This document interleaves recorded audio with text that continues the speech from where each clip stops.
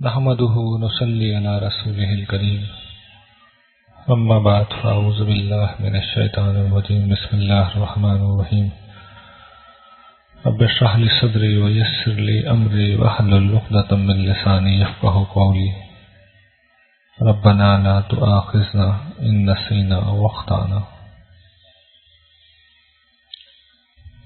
یہ تیسرا جوڑا ہے رحمان و واقعہ،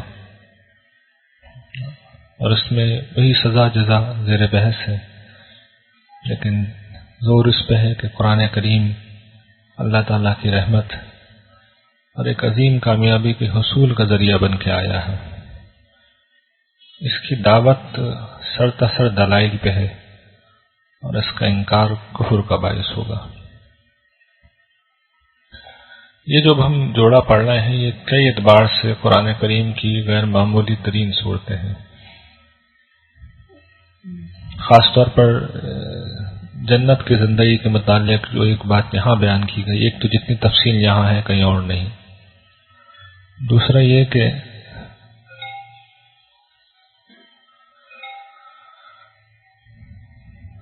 بعض ایسی چیزیں ہیں جو کہیں اور بیان ہی نہیں ہوئی۔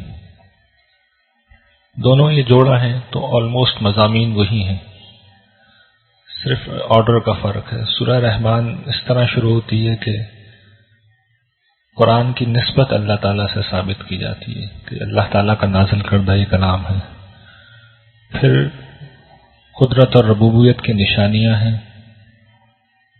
پھر اہل جہنم کا تذکرہ، پھر اہل جنت کا۔ سورہ واقعہ میں یہ بالکل ریورس ہے، یعنی یہ سب کچھ نیچے سے ہو رہا ہے، وہاں آخر میں یہ بتایا جا رہا ہے کہ یہ اللہ تعالیٰ کا نازل کردہ ہے، پھر دلائل ہیں نیچے سے، دوسری چیز دلائل ہے، پھر نیچے سے تیسری چیز جنت اور چوتھی چیز جہنم، تو ریورس آرڈر میں ہے۔ سورہ رحمان کا آغاز اس بات سے ہوتا ہے کہ یہ قرآن خدا رحمان نے سکھایا ہے، اور پھر اس کے بعد اس میں کس طرح پروردگار رحمان کی ربوبیت ہے جو ہمیں پال رہی ہے، کس طرح اس کی قدرت ہے، اس کی تفصیل کچھ بیان ہوئی ہے۔ میں ان کی تفصیل اس لیے نہیں کر رہا کہ اگلی صورت میں بھی وہ ہیں، پیچھے بھی ہم پڑھ چکے ہیں، صرف ایک بات بڑی اہم ہے جو میں چاہتا ہوں کہ وہ ہم سب اس پر توجہ کریں۔ قرآن کریم کی ایک بڑی غیر معمولی اس میں اہمیت بیان ہوئی ہے کہ اللہ تعالیٰ اپنے اسم رحمان کی نسبت سے اسے بیان کر رہے ہیں کہ ہم نے نازل کیا۔ یہ جو قرآن ہے آپ کبھی غور کیجئے تو آپ کو معلوم ہوگا کہ کتنی غیر معمولی چیز ہے۔ آپ میں سے کم و بیش ہر شخص نے بچپن میں کہانیاں سنی ہوں گی، اور ایک خاص اس میں کہانی ہوا کرتی تھی جس میں بتایا جاتا تھا کہ ایک خزانے کا نقشہ ہے جو کسی کے ہاتھ لگ جاتا ہے، اور پھر وہ ہیرو سارے مشکلات و مصائب کا مقابلہ کرتا ہوا آخرکار خزانے کو پال لیتا ہے۔ آپ غور کریں تو آپ کو اندازہ ہوگا قرآن کریم کو اللہ تعالیٰ نے خزانے کا نقشہ بنا کر ہی اتارا ہے۔ قرآن کریم جس جنت کی خبر دے رہا ہے وہ در حقیقت ختم نہ ہونے والی بادشاہی کا ایک نقشہ ہے، ایک انمول خزانے کا نقشہ ہے، اور دنیا کے جس جنگل میں ہم بھٹکتے پھر رہے ہیں اس میں اگر ہم قرآن کے اس نقشے کو اختیار نہیں کریں گے تو کسی زہریلی دلدل میں آخر کار گر جائیں گے، کسی درندے کا نشانہ بن جائیں گے، ساری زندگی یہیں بھٹکتے رہیں گے، اور یہی ہمارا انجام ہوگا کہ جہنم کی کسی زہریلی دلدل میں ہم گر جائیں۔ یہ صرف قرآن کریم ہے جو ہمیں اس جنگل سے نکال کر بادشاہی کی اس تخت پہ بٹھانے کی صلاحیت رکھتا ہے کہ جس میں انسان کو اس کے بعد کوئی غم نہیں دیکھے گا، کوئی دکھ نہیں دیکھے گا، کوئی مجبوری نہیں دیکھے گا، کوئی محتاجی نہیں دیکھے گا، کوئی بیماری نہیں دیکھے گا، کوئی پریشانی نہیں دیکھے گا۔ تو یہ ایک عظیم ترین موقع ہے جو ہمیں مل گیا ہے، اور یہ پروردگار عالم کی غیر معمولی عنایت ہے، یعنی یہ احسان کتنا بڑا ہے، انعام کتنا بڑا ہے، اس کا آج ہم تصور نہیں کر سکتے۔ تو اصل میں یہ صورتیں، دونوں صورتیں اسی چیز کا بیان ہے۔ پہلی سورہ رحمان میں ہر چیز کے بیان کے بعد دنیا کی نعمت ہے یا آخرت کی، اس کے بعد ایک ترجیح کی آیت، ترجیح کہتے ہیں وہی جو ریپیٹ ہونے والی آیت ہوتی ہے، ٹیپ کا بند جسے کہتے ہیں، کہ اے جن و انس تم اپنے پروردگار کے کس کس احسان کو جھٹلاؤ گے۔ یہ نعمتوں کے لیے بھی استعمال ہوا ہے، اور جب قدرت بیان ہوئی ہے تو وہاں بھی استعمال ہوا ہے، اور وہاں اس سے مراد پھر یہ ہے کہ تم اپنے پروردگار کی کس کس قدرت کا انکار کرو گے، کیونکہ نعمت سے مراد وہی ربوبیت ہے جس میں ہم پل رہے ہیں، اور قدرت اس کی بادشاہی کا بیان ہے، اور یہی دو بنیادی دلائل ہیں جس کی بنیاد پہ اللہ تعالیٰ مطالبہ کرتے ہیں کہ میری عبادت کرو۔ اس کے بعد اس میں جب جہنم کا تذکرہ ہو رہا ہے، وہ وہاں سے میں لے رہا ہوں آیات ربوبیت اور قدرت کو چھوڑ کے۔ وہ کہتے ہیں کہ جب آسمان پھٹ جائے گا تو وہ ایسا ہو جائے گا جیسے کہ کھال کی مانند سرخ۔ اس کا سبب یہ ہوگا کہ نیچے جہنم دہک رہی ہوگی، اس کے شعلے جب آسمان تک جا رہے ہوں گے تو اس سے اس کی رنگت بدل جائے گی۔ وہ کہتے ہیں اس روز مجرموں سے، چاہے انسان ہو چاہے جن، ان کے گناہوں کے متعلق پوچھنے کی ضرورت نہیں ہوگی۔ کیوں؟ ہر مجرم اپنی پیشانی سے پہچان لیا جائے گا، اور اس کے بعد اس کے سر کے بالوں سے اور پاؤں سے پکڑ کے اٹھا کے جہنم میں پھینک دیا جائے گا۔ لیکن جو لوگ اللہ سے ڈر کے زندگی گزارتے ہیں ان کے لیے اللہ تعالیٰ کہتے ہیں کہ ان کا اجر بیان ہو رہا ہے۔ یہ ہے وہ بات جو قرآن میں یونیکلی بیان ہوئی اور پھر کہیں اور ان دو صورتوں کے سوا بیان نہیں ہوئی۔ وہ یہ کہ اہل جنت کے دو درجات ہوں گے، دو مقام ہوں گے۔ ایک اہل جنت ہے، سورہ واقعہ میں اس کی تفصیل آ رہی ہے، وہ سابقون ہیں، اور دوسروں کو اصحاب الیمین کہتا ہے قرآن۔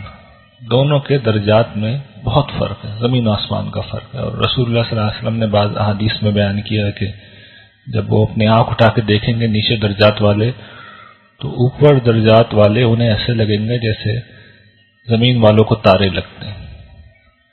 اور فرق کیا ہے وہ ہم سورہ حدید میں آ جائے گا، تو اس کو میں سر دست چھوڑ رہا ہوں، اس وقت میں صرف توجہ دلا رہا ہوں ان کی نعمتوں میں کیا فرق ہے۔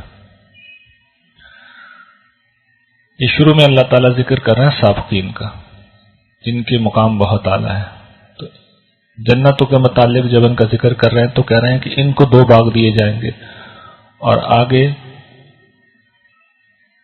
جو اصحاب الیمین ہیں ان کے متعلق بھی کہہ رہے ہیں کہ انہی کے لیے بھی دو ہی باغ ہیں۔ لیکن فرق کیا ہے کہ ان کے جو دو باغ ہیں وہ بہت زیادہ کثیر شاخوں والے ہیں، یعنی دور دور تک، اب ظاہر کہ ہم اندازہ نہیں کر سکتے، یہ ہزاروں میل تک پھیلے ہوئے ہوں گے۔ اور ان کے جو باغ ہیں ان کے متعلق صرف اتنا کہا جا رہا ہے کہ وہ مدھام متان، یعنی گہرے سبز ہیں، بہت زیادہ سبزہ ہے لیکن وسیع نہیں ہے۔ ان کے اندر جو دو چشمے بہتے ہیں، قرآن کہتا ہے وہ نہروں کی مانند بہتے ہیں، عینانی تجریان، وہ چشمے جو بہتے چلے جاتے ہیں دور دور تک۔ ان کے ہاں جو چشمے بہتے ہیں وہ بس ابل رہے ہیں، زیادہ دور تک نہیں جاتے۔ پھر ان کے ہاں جتنے بھی پھل ہوں گے دو باغوں میں وہ الگ الگ قسموں کے ہوں گے، یعنی ایک پھل ہے، اول تو اس پھل کا ذکر نہیں کیا اللہ تعالیٰ نے، ان گنت ہوں گے، اتنی ورائٹی میں ہوں گے کہ جس کا اس دنیا میں تصور بھی نہیں کیا جا سکتا، اور ان میں بھی پھر ہر پھل میں الگ الگ قسمیں۔ اور ان کے معاملہ کیا ہے وہ واضح طور پر بیان کر دیا گیا کہ پھل ہوں گے ان کے لیے، اور جیسے کچھ خاص چیزیں بیان کر دی کہ کھجور ہے اور انگور ہے، انار ہے سوری۔ پھر ان کی بیٹھک کے متعلق بتایا ہے کہ وہ ایسے بچھونوں پہ بیٹھیں گے کہ جن کے جو ابرے ہوں گے وہ ریشم کے ہوتے ہیں۔ ابرا آپ سمجھتے ہیں، اگر آپ نے دیکھا ہو، ایک ہوتا ہے جو کسی جیسے لحاف ہے اس کا اوپر کا حصہ، وہ ابرا اوپر کا حصہ کہلاتا ہے، استر وہ ہوتا ہے جو نیچے کا حصہ کہلاتا ہے۔ تو ان کا جو نیچے کا حصہ ہوگا، جو چھپا ہوا ہوگا، جو نظر نہیں آ رہا، وہی ریشم کا ہوگا۔ تو جو نظر آ رہا ہوگا، جو سامنے ہوگا، اس کا قرآن نے ذکر ہی نہیں کیا کہ وہ کوئی ایسی غیر معمولی چیز کا ہوگا جو انسان جس سے واقف ہی نہیں ہے، یقیناً بہت خوبصورت بھی ہوگا، دلکش بھی ہوگا۔ پھر ان کے متعلق یہ بیان کیا گیا ہے کہ حوروں کا جب ذکر کیا گیا ہے تو ان کو کہا گیا ہے کہ وہ یاقوت و مرجان جیسے ہوں گے، اور ان کے متعلق ایک سادی اسٹیٹمنٹ دی گئی ہے کہ خیرات حسان، خوبصورت اور خوبصورت ہوں گے۔ ان کے جو بچھونے ہیں ان کے متعلق میں غالباً رہ گیا۔ اصحاب الیمین کے بچھونوں کے متعلق قرآن صرف اتنا کہتا ہے کہ ان کو سبز چاندیاں ہوں گی ان کے لیے اور خوبصورت قالین ہوں گے، اور ان کے جو بچھونے وہ اتنے قیمتی ہیں کہ ان کا نیچے کا جو حصہ ہے وہی قیمتی ریشم کا ہے، تو خارج کا حصہ کیسا ہوگا اس کا اندازہ نہیں کیا جا سکتا۔ یہاں پہ یہ نسبتاً اتنی تفصیل سے نہیں آیا، جو اگلی صورت اب شروع ہو رہی ہے اس میں یہی بات اب پوری تفصیل سے آ رہی ہے، اس لیے اس کا میں اب پورا ترجمہ پڑھ رہا ہوں۔ اللہ تعالیٰ کہتے ہیں کہ جب ہونے والی ہو جائے گی یعنی قیامت، اس روز اس کو جھٹلانے والا کوئی نہیں ہوگا۔ وہ جو اس دنیا کے اندر بڑے عزت دار تھے انہیں پست کر دے گی، بشرطے وہ مجرم ہوئے، اور خاص جو کہ انہی لوگوں کے پس منظر میں کہی جا رہی ہے اس لیے وہی مراد ہے، اور جو بظاہر پس سمجھے جاتے ہیں ان کو بلند کر دے گی۔ اس روز زمین یک بار کی ہلا دی جائے گی، جھنجھوڑ دی جائے گی، تو اس کے نتیجے میں تم دیکھو گے کہ پہاڑ ریزہ ریزہ ہو جائیں گے۔ یہ جو بڑے بڑے پہاڑ ہیں، ہمالیہ اور بڑے بڑے پہاڑ آپ کو نظر آتے ہیں، اللہ تعالیٰ کہتے ہیں ریزہ ریزہ ہو کر ایسے ہو جائیں گے گویا کہ منتشر غبار، یعنی کتنی شدید وہ زلزلہ ہوگا اس کا اندازہ نہیں لگایا جا سکتا۔ پھر وہ کہتے ہیں تم اس وقت 3 گروہوں میں تقسیم ہو جاؤ گے، تو دائیں ہاتھ والوں کی خوش نصیبی کا کیا کہنا۔ بائیں ہاتھ والے یہ مجرم ہیں، دائیں ہاتھ والوں سے مراد وہ لوگ جن کا نامہ اعمال دائیں ہاتھ میں مل لے گا، اور یہ عام صالحین مراد ہیں۔ اور بائیں ہاتھ والے، تو بائیں ہاتھ والوں کی بدبختی کا کیا کہنا، اور آگے رہنے والے تو آگے رہنے والے ہیں، اور یہی لوگ ہیں جو مقربین ہیں، یہ سابقون ہیں۔ پہلے اب انہی کا ذکر کر رہے ہیں اللہ تعالیٰ کا، یہ نعمت بھرے باغوں میں ہوں گے، یہ اگلوں میں سے بھی بہت ہوں گے، البتہ پچھلوں میں سے یہ تھوڑے ہوں گے۔ یہ اگلے پچھلوں سے کیا مراد ہے؟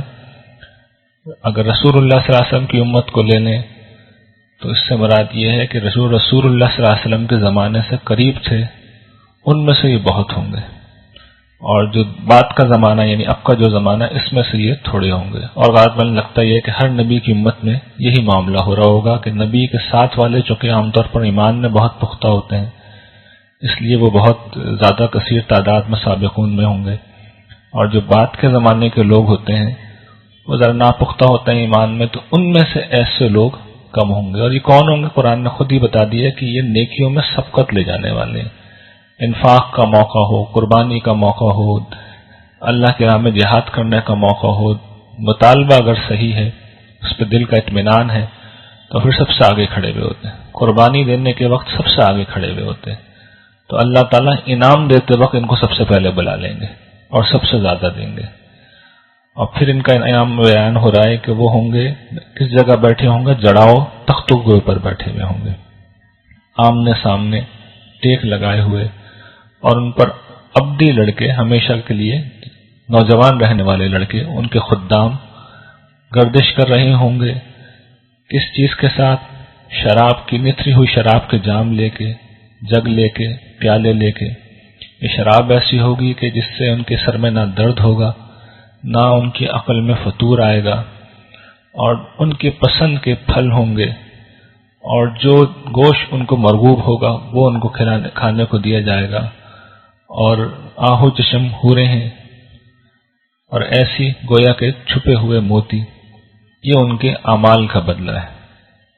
اور یہ بات ایک میں توجہ دلا دوں، سورہ رحمان میں بھی اللہ تعالیٰ نے یہی کہا تھا، جب مقربین کا ذکر ختم کیا تو وہاں یہ کہا تھا حل جزاء الاحسان الا الاحسان، کیا احسان کا بدلہ، نیکی کا بدلہ، نیکی کے سوا کچھ اور ہو سکتا ہے؟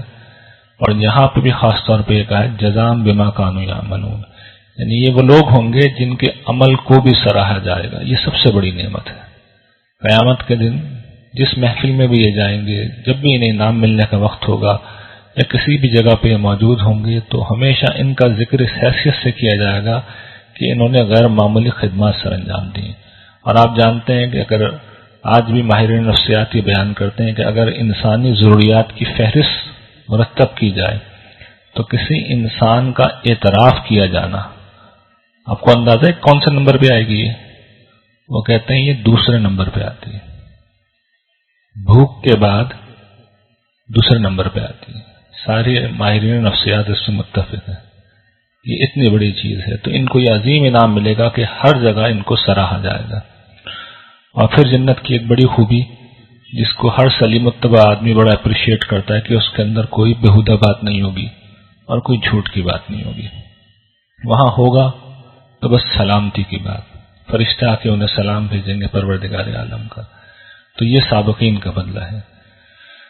پھر دوسرا گروہ وہ ہے جو دانے ہاتھ والوں کا، یہ مت سمجھیے گا کہ یہ کوئی بہت کمتر گروہ ہے، یعنی اصحاب شمال کے مقابلے میں تو یہ بے پناہ عظمت کی بات ہے کہ ایک شخص اللہ کی بارگاہ میں پیش ہو، نامہ اعمال اس کا دائیں ہاتھ میں مل جائے، اور نہ یہ عام مسلمانوں کی طرح ہوں گے۔ عام مسلمان تو ہمارے جیسے لوگ تو پکڑے ہوئے جائیں گے، بیشتر لوگ ان میں سے قیامت کے دن پکڑے جائیں گے۔ یہ تو وہ صالحین ہیں جو اول وہلے میں پہلی دفعہ ہی سب نکل گئے، جو نکل گئے ان کی دو کیٹیگری بنائی ہے اللہ تعالیٰ نے۔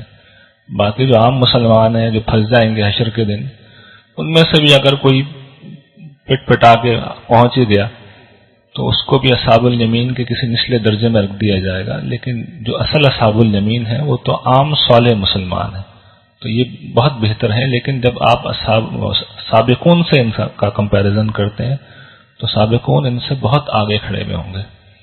اور یہ بھی میں واضح کر دوں کہ جن نعمتوں کو اللہ تعالیٰ قرآن کریم میں بیان کر رہے ہیں وہ بار بار واضح کرتے ہیں کہ یہ صرف نزل ہے، مہمانی کا سامان ہے، تم ان کا اندازہ نہیں کر سکتے کہ اصل میں کیا ملے گا۔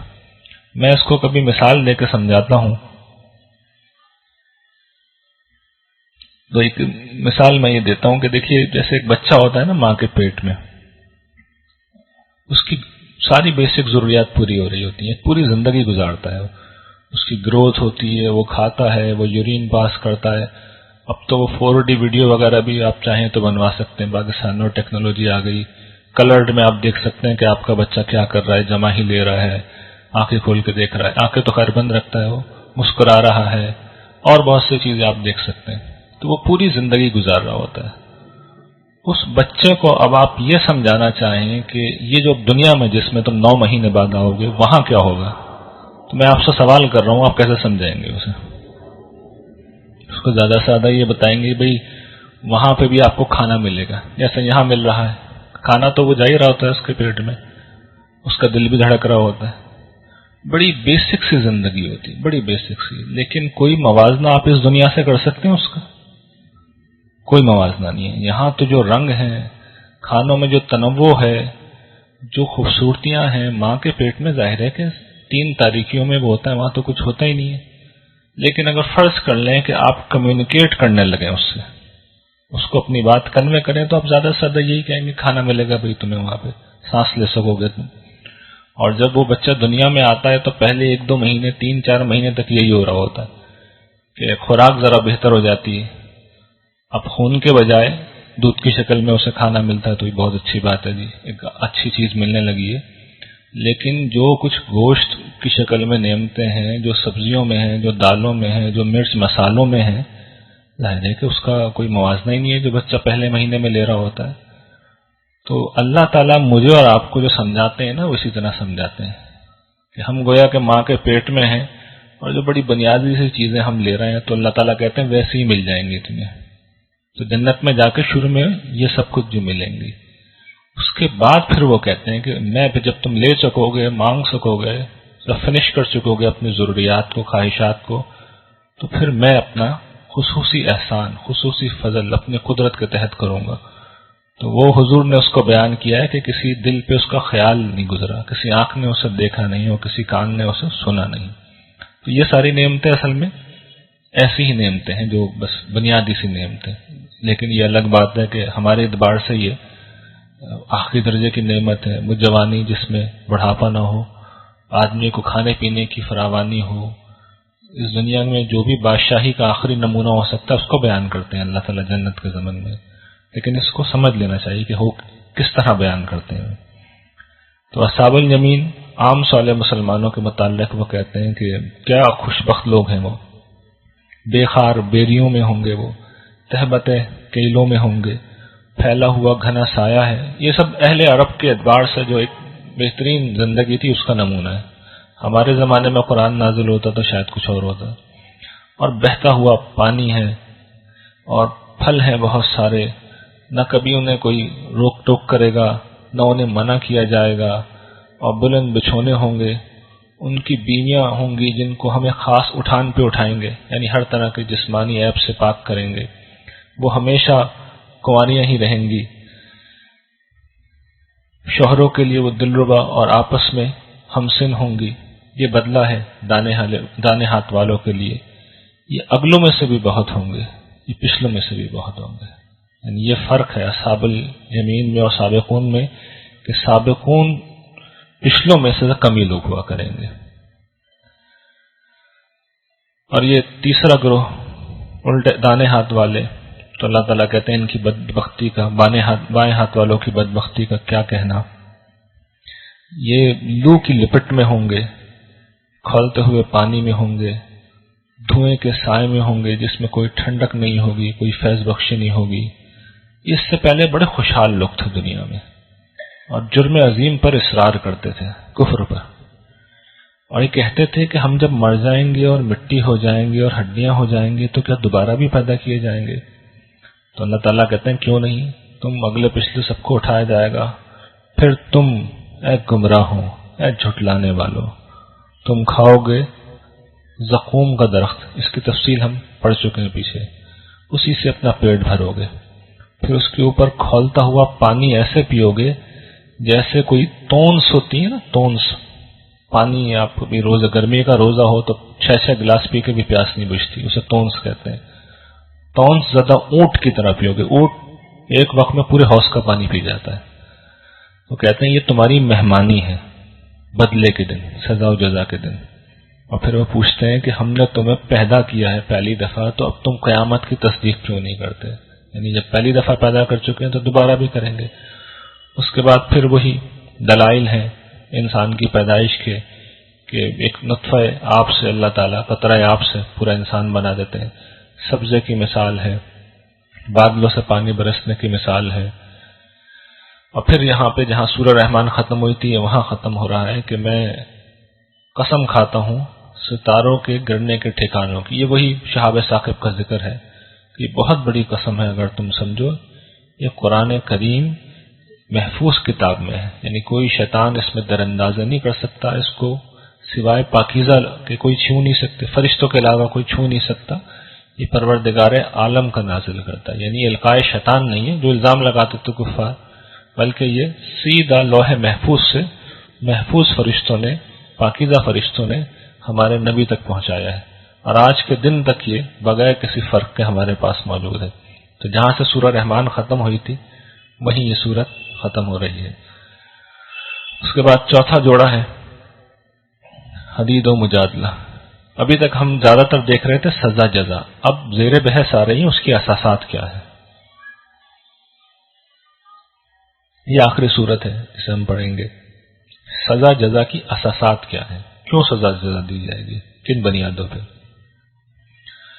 تو اس میں یہ بتایا گیا ہے کہ ایمان اور انفاق جزا کی بنیادیں ہیں، اور منافقت اور مخالفت حق سزا کی بنیادیں ہیں. یہ پہلی بنیاد ہے، اور بھی آئیں گے آگے. اس میں اب اللہ تعالیٰ کی ایمان کی دعوت دی جا رہی ہے اس کے اوصاف کے بیان کے ساتھ. اللہ کی پاکی بیان کرتے ہیں، جو کچھ آسمانوں میں ہے زمین میں ہے وہ عزیز ہے، حکیم ہے، اسی کی بادشاہی ہے. آسمانوں میں زمین میں وہ جلاتا ہے، یعنی زندہ کرتا ہے، مارتا ہے، ہر چیز پر قدرت رکھتا ہے. وہی اول ہے، وہی آخر ہے، وہی ظاہر ہے، وہی باطن ہے، وہ ہر چیز کا علم رکھتا ہے. اسی نے آسمان و زمین کو پیدا کیا 6 دنوں میں، پھر عرش پر متمکن ہوا. جانتا ہے وہ جو کچھ زمین میں جاتا ہے، جو اس سے نکلتا ہے، جو آسمان سے نازل ہوتا ہے، جو اس کی طرف چڑھتا ہے. وہ تمہارے ساتھ ہوتا ہے تم جہاں کہیں بھی ہوتے ہو. جو تم کرتے ہو اسے دیکھ رہا ہوتا ہے. اسی کی بادشاہی ہے آسمانوں میں زمین میں، ہر معاملہ اسی کی طرف لوٹتا ہے. رات کو دن میں داخل کرتا ہے، دن کو رات میں داخل کرتا ہے، دلوں کے تمہارے حال جانتا ہے. تو اس رب پر اب تم ایمان لاؤ. یہ پورا بیان کیا اور مسلمانوں کو مخاطب کر کے کہہ رہے ہیں کہ اس پہ ایمان لاؤ۔ ایمان لانے سے مراد کیا ہے؟ ایمان کا ثبوت دو، ایمان لاؤ اللہ پہ اور اس کے رسول پہ، اور جس چیز کو ہم نے جس چیز پر تمہیں امین بنایا ہے، جس مال پہ اسے خرچ کرو، اور جو تم میں سے ایمان لائے اور خرچ کیا، انہوں نے انفاق کیا، ان کے لیے بہت بڑا اجر ہے۔ تو یہ تمہید اللہ تعالیٰ نے پوری باندھ کے کہا ہے کہ ایمان اور انفاق۔ پھر وہ فرق بتا رہے ہیں اصحاب الیمین میں اور سابقون میں فرق کیا ہے۔ وہ کہتے ہیں کہ دیکھو، تم میں سے جو لوگ، یہ پہلے نازل ہوئی ہے فتح مکہ سے، تم میں سے جو لوگ فتح مکہ سے پہلے خرچ کریں گے اور جنگ کریں گے، ان کا درجہ زیادہ بلند ہے بنسبت ان لوگوں کے جو فتح مکہ کے بعد انفاق کریں گے اور جنگ کریں گے۔ وعدہ دونوں سے ہی اچھا ہے، پیچھے ہم دیکھ چکے ہیں، دونوں سے ہی اچھا وعدہ ہے۔ اور یہ فرق کس چیز کا ہے؟ حالات کا۔ مشکل حالات میں اگر ایک شخص دین کے مطالبات کو پورا کرتا ہے تو اس کا اجر خود بخود بڑھ جاتا ہے۔ آسان حالات ہیں تو پھر اجر کم ہوگا۔ ایک دوسری چیز سورہ نساء میں بیان ہو چکی ہے، وہاں ایک اور فرق بیان کیا گیا ہے۔ وہاں بیان کیا گیا ہے کہ ایک شخص ہے جو فرض کی دینداری اختیار کرتا ہے، جو فرائض ہیں، ایمان، اخلاقیات اور عمل صالح، تواصی بالحق، تواصی بالصبر، اپنے حلقے میں حق کی تلقین، صبر کی تاکید، یہ بنیادی مطالبات پورے کر دیے، اصحاب الیمین میں سے ہو گئے۔ لیکن اس کے بعد ایک دینداری بھی ہوتی ہے جو آدمی قربانی دے کے اختیار کرتا ہے، وہ آدمی نفل کی سطح پہ اختیار کرتا ہے، آدمی جتنی ذمہ داری ہوتی ہے اس سے زیادہ جا کے ادا کرتا ہے۔ تو سابقون میں جانے کے دو طریقے ہیں۔ ہم میں سے ہر شخص کی خواہش ہوتی ہے نا، میں آپ میں سے پوچھوں کون ایسا شخص ہے اس کے پاس موٹر سائیکل ہے، وہ کہے کہ مجھے گاڑی میں کوئی دلچسپی نہیں ہے، یا فلیٹ ہے، وہ کہے مجھے بنگلے میں کوئی دلچسپی نہیں ہے، چھوٹی دکان ہے، وہ کہے نہیں مجھے بڑے کاروبار میں کوئی دلچسپی نہیں ہے۔ اگر انسان ہے تو پھر اسے آگے بڑھنے میں دلچسپی ہوتی ہے۔ تو آگے بڑھنے کے طریقہ بھی اللہ نے خود بتایا کہ سابقین میں جانے کے دو ہی طریقے ہیں، یا تو حالات مشکل ہیں اس وقت سامنے آ جاؤ، یا دوسری چیز یہ ہے کہ فرض کو چھوڑ کے قربانی کی دینداری اختیار کر لو، جو ذمہ داری عائد بھی نہیں ہے وہ پوری کرنے آ جاؤ۔ دونوں شکلوں میں تم سابقین میں پہنچ جاؤ گے۔ البتہ یہ ذہن میں رکھیں کہ وعدہ دونوں سے ہی اچھا ہے، اور آدمی کو میں کہتا ہوں ہمیشہ سابقین کی نیت کرنی چاہیے، کوشش کرنی چاہیے، اس کے بعد کم سے کم اصحاب الیمین میں جانے کے قابل تو ہو ہی جائیں گے۔ اور اگر اصحاب الیمین کی ہی نیت کی، اسی کی کوشش کی، تو ظاہر ہے کہ انسان تو تھوڑا پیچھے ہی رہتا ہے۔ تیسری کیٹیگری تو وہی اصحاب الشمال کی، اور بہت بری کیٹیگری ہے۔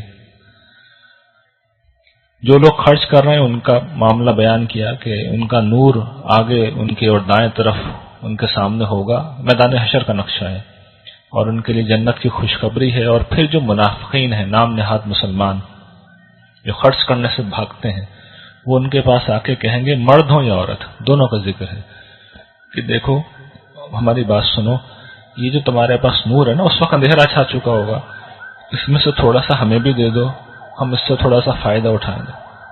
تو اہل ایمان یہ کہیں گے کہ تم واپس جاؤ، جہاں سے ہم لے کے آئے ہیں نا وہاں سے مل رہا ہے، اپنا اپنا ہی ہے، منع کر دیا جا چکا ہوگا، کوئی کسی کی مدد نہیں کر سکے گا، تو اپنا تم وہاں سے جا کے لے لو۔ وہ پیچھے جائیں گے تو دیوار اللہ تعالیٰ کہتے ہیں بیچ میں اللہ تعالیٰ اٹھا دیں گے، اور اس میں ایک دروازہ ہوگا، اس کے اندر جو ہے رحمت ہوگی، اور باہر جو ہے اس کے عذاب ہوگا، یعنی منافقین کی طرف عذاب ہوگا اور اہل ایمان کی طرف رحمت ہوگی۔ تو دیوار کے پیچھے سے انہیں چیخ کے کہیں گے کہ دیکھو ہم تمہارے ساتھ نہیں تھے دنیا میں۔ وہ کہیں گے کیوں نہیں، تم ہمارے ساتھ تھے، لیکن تم نے اپنے آپ کو دھوکے میں ڈالا، فتنے میں ڈالا، تم انتظار کرتے رہے، تم شک میں پڑے رہے، دنیا کی تم خواہشات نفسانی نے تمہیں دھوکے میں ڈالے رکھا، یہاں تک کہ اللہ فیصلہ آ گیا اور شیطان نے بھی تمہیں دھوکے میں ڈال دیا۔ آج تم سے کوئی بدلہ نہیں لیا جائے گا، کوئی معاوضہ قبول نہیں کیا جائے گا، اور نہ کفار سے۔ تو تمہارا ٹھکانہ جہنم ہے، یہی تمہارا مرجع ہے، اور بہت برا ٹھکانہ ہے۔ اور پھر اللہ تعالیٰ پوچھتے ہیں کہ لوگوں، اے ایمان والو، کیا ابھی وقت نہیں آیا ہے کہ تمہارے دل اللہ کے ذکر کے آگے ڈہ پڑیں، اس کے آگے جھک جائیں، اور جو حق نازل ہوا ہے، یعنی اتنا سب کچھ تمہیں بتا دیا، اب تو ویسے ہو جاؤ جیسا میں چاہتا ہوں۔ پھر وہ کہتے ہیں آگے چل کے کہ جان لو یہ دنیا کی زندگی کیا ہے، یہ لہو و لہب ہے. یہ انسان کی ابتدائی عمر کا نقشہ ہے جب لہو و لہب میں بڑی دلچسپی ہوتی ہے. زینت ہے، یہ جوانی کا نقشہ ہے کہ جب خوبصورت ہونے میں بڑی دلچسپی ہوتی ہے. پھر ادھیڑ عمر کا نقشہ کھینچا ہے کہ مال و اولاد میں تفاخر و کمپٹیشن، اس کے پاس یہ تو میرے پاس بھی ہونا چاہیے. پوری زندگی اسی میں گزر جاتی ہے. تو پھر اللہ تعالیٰ کہتے ہیں یہ دنیا جس کے پیچھے تم ریز رہے ہو یہ تو ایسا ہی ہے جیسے آسمان سے بارش ہوئی، کھیتی ہوگی تو ناشکرو جو کافر ہے اگر وہ کسان ہے تو اسے بڑی اچھی لگے گی. پھر ایک وقت آتا ہے وہ پک جاتی ہے، پیلی ہو جاتی ہے، چورا چورا ہو جاتی ہے، یعنی ایسے فصل اگتی ہے اور ایسے ختم ہو جاتی ہے. تو دنیا کی تمثیل بتا رہے ہیں ایسے ہی ہے کہ تھوڑے عرصے میں بڑا لگے گا سب کچھ ہے، بڑی نعمتیں، اور 100 سال بعد دیکھیں تو سب ختم. اللہ کے پاس عذاب شدید بھی ہے، مغفرت بھی ہے، اس کی رضا بھی ہے، اور دھوکے کی دنیا کی زندگی سوائے دھوکے کے کچھ بھی نہیں. تو پھر اس کے بعد وہ کہتے ہیں کہ لوگوں اب دوڑو. کس چیز کی طرف دوڑو؟ اپنے رب کی مغفرت کی طرف اور اس جنت کی طرف جس کی وسعت آسمان و زمین جتنی بڑی ہے. یہ میں پہلے بھی سورہ آل عمران میں بھی توجہ دلائی تھی کہ جنت زمین سے شروع ہوگی اور آسمانوں تک جائے گی، یعنی جنتیوں کی مرکزی بستی یہی زمین ہوگی. ان کی سیرگاہیں جو ہیں وہ دور دور تک تاروں میں، اور ان کی بادشاہی دور دور تک کہکشاؤں میں پھیلی ہوئی ہوگی. اس کا نقشہ میں کئی دفعہ بیان کر چکا ہوں کہ یہ کتنی بلینز آف لائٹ ایئرز کے اوپر یہ کائنات پھیلی ہوئی ہے، اور ایک ایک شخص کو اللہ تعالیٰ دیں گے تو اربوں کھربوں ستارے اسے اس کی بادشاہی میں دے دیں گے، اور پھر بھی کم نہیں پڑے گا کچھ. اور پھر وہ کہتے ہیں کہ یہ کفار منافقین ان کا ذکر کر رہے ہیں کہ اللہ تعالیٰ پسند نہیں کرتے یہ جو بڑائی جتلانے والے ہیں، فخر کرنے والے ہیں، بخل کرتے ہیں، لوگوں کو بخل کا حکم دیتے ہیں. ایک آخری بات اس صورت میں بیان ہو رہی ہے کہ یہ سارا انفاق کا اور ایمان کا جو حکم تھا اصل میں جہاد کے لیے تھا، خاص اس دور کا جو پس منظر ہے. تو نصارہ نے یہ فتنہ اٹھایا، منافقین کے کانوں میں انہوں نے یہ بات ڈالی کہ یہ کیسا دین ہے جو جنگ کی تعلیم دیتا ہے، جہاد کی تعلیم دیتا ہے. اصل تو جو اللہ کے رسول ہوتے ہیں، دین عیسوی ہے، اس میں تو بڑا امن ہے. تو قرآن اب ان کی غلط فہمی کو دور کر رہا ہے کہ ہم نے رسول بھیجے روشن نشانیوں کے ساتھ، اور ان کے ساتھ کتابیں اتاری، حق و باطل کا وہ فیصلہ کرتی تھیں، میزان تھیں، تاکہ لوگ انصاف پہ کھڑے ہوں. یعنی بددیانتی کرنے والے لوگوں کو سمجھانا پڑتا ہے، اور اس کے لیے اللہ نے کہتے ہیں میں نے لوہا اتارا، تلوار، اسلحہ سب اسی سے بنتا ہے. اس میں جنگ کا بھی بڑا سامان ہے اور اس میں لوگوں کے لیے فائدے بھی ہیں. تو جنگ بھی کرنی پڑتی ہے، یہ سارے رسولوں نے کی ہے، اور یہی حضرت نوح کی سنت ہے، یہی ابراہیم کی سنت ہے. انہی کے طریقے پہ عیسیٰ بھی آئے، اور ان کے پیروکاروں نے اللہ تعالیٰ کہتے ہیں رہبانیت کو ایجاد کر لیا. ہم نے تو ان پہ یہ فرض نہیں کی تھی، خود انہوں نے کیا، اور اس کو انہوں نے بدعت بنا کے اختیار کر لیا. تو اللہ تعالیٰ نے انہیں تنبیہ کی ہے کہ اس روش سے تم باز آ جاؤ. یعنی یہ جو فتنہ ایک اٹھایا گیا تھا اس کا آخر میں جواب دیا ہے. وآخر الدعوانا الحمدللہ رب العالمین.